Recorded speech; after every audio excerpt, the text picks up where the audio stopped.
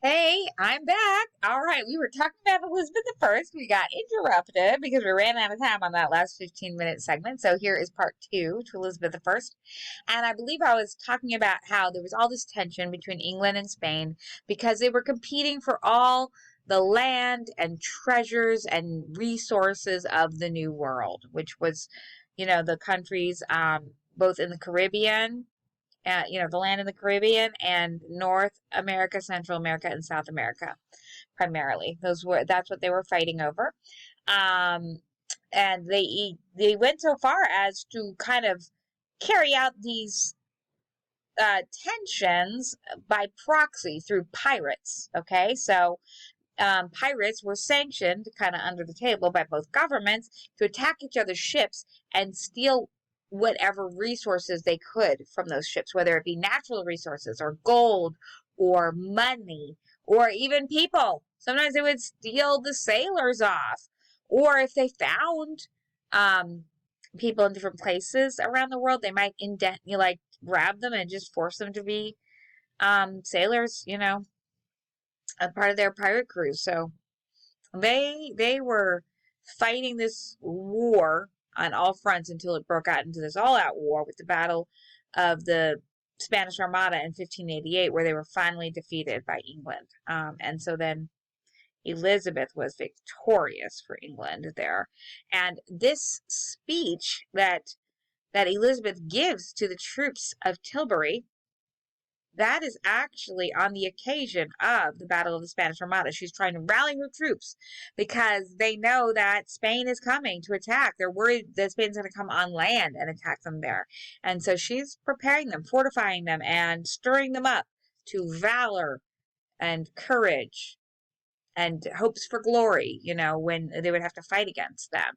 But I believe the Navy, that Armada, gets defeated in the water. So but anyway, let's go on to more about this. So her poetry.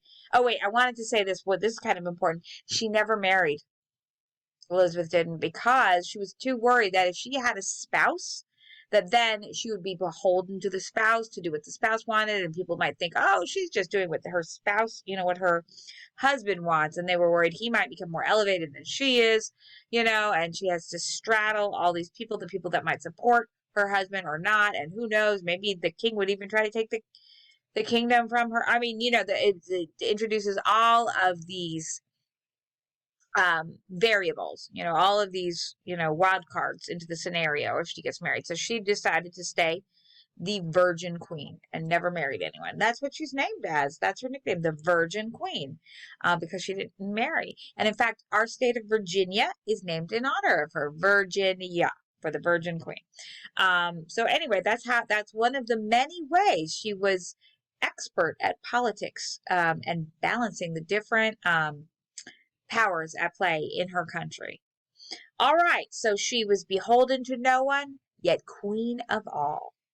Now, Elizabeth's poetry and writings reveal this constant striving to be nothing and yet all, to be the one and also the other, that she had to be as a female Protestant queen during the Renaissance.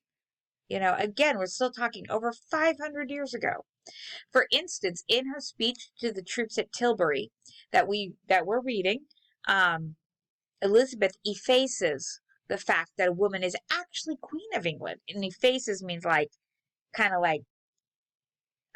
draws your attention away from that fact, kind of like erases or minimizes the fact that she's actually Queen of England. Arguably the world's greatest superpower at a time when males traditionally crowned all social hierarchies. She excused herself as having the body but of a weak and feeble woman. That's in the poem of hers that we read. Yet in the very same sentence, she reasserts the authority that she ultimately has by proclaiming that she has the heart and stomach of a king, and of a king of England, too. I believe I put a clip of someone doing that speech, performing her poem that she wrote to that speech rather to the troops at Tilbury. Anyway, this proclamation both qualifies her yet simultaneously dulls the sting of a woman ruling over an entire male-dominated society. So she had to assert herself, yet not so much that they would feel threatened, right? It's always like this cat and mouse game, or this kind of like, how do I balance this out? And she did it quite skillfully.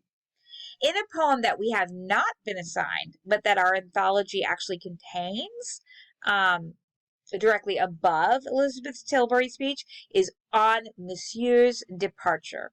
We again see this delicate duality that Elizabeth must embody and portray to the world. So I say delicate duality because she has to be two things at once, and those two things are opposites of each other often. And she had to straddle these and embody them both and negate them and embody all at the same time in order to preserve gently her authority as Queen of England. I am and not, she says. I am and not. I freeze and yet am burned, since from myself another self I turned. So she's got herself and the other self that she turned away. So she's always having to be the opposites, always having to assert herself and efface herself. Assert, efface. Assert, efface. Assert so people give her respect and authority and recognize the power she has. But efface because, we don't want it to come across as too bad, right? So she did this incredible juggling act, or balancing act. And she did it very skillfully. So, I turn you over to read her speech to the troops at Tilbury.